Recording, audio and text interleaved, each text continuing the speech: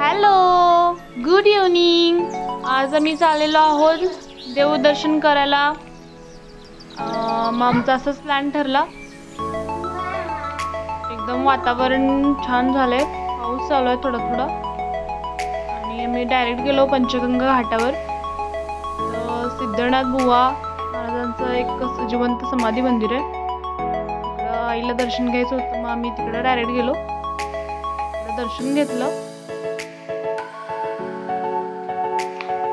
आणि मग आम्ही आजूबाजूच्या मंदिरातलं पण दर्शन घ्यायचं म्हटलं. दर्शन घेतली. शंकराची मंदिर सगळी पाण्याखाली गेलेली आहेत. फोटो काढला मी.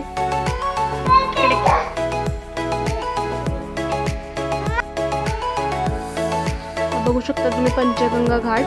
पावसामुळे पाणी सगळीकडे लालेलं आहे, हिरवळ सगळीकडे पसरलेलं आहे. खूप सुंदर. नंतर आम्ही गंगावेशमध्ये श्रीकृष्ण सरस्वती दत्त महाराजांचं दर्शन घ्यायला गेलो.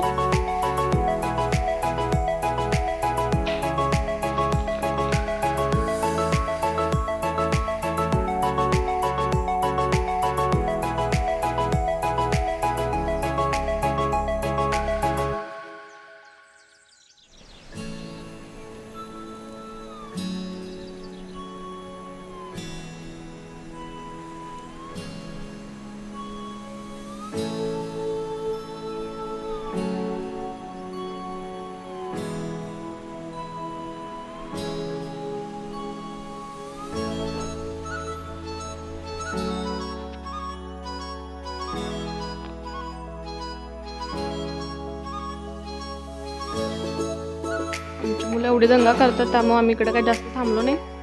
शांतता हवी असते, की आमच्याकडे नाही. लगेच आलो. मग आणि गरम गरम गरम गरम वडापाव आणलेला, त्याच्यावर आम्ही सगळ्यांनी ताव दिला.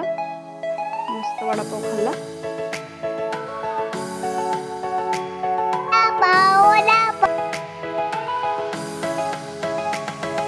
त्यामुळे कोल्हापूर अख्ख्या जगात प्रसिद्ध आहे अशी आदिमाया महाशक्ती अंबाबाई महालक्ष्मीचे दर्शन आम्ही आलो.